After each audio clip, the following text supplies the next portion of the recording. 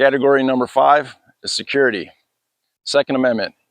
That's a divide and conquer line right there.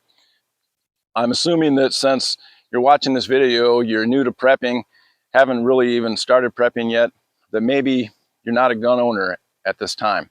So I'm going to suggest something that, in my opinion, is a very good way to get started with firearms. The caliber should be 9mm, which is one of the less expensive calibers, even though it is going up in price again since we're having another ammo shortage. I'm even going to say that you should have a rifle and a pistol that both shoot 9mm and that both use Glock mags. You use your pistol to fight your way to your rifle. So that's a security starter kit. But let me stress, if you're truly serious about security, you're going to want to get an AR-15 sooner or later. This is just a starter kit that I suggested. AR-15 is by far one of the best weapons that you can have.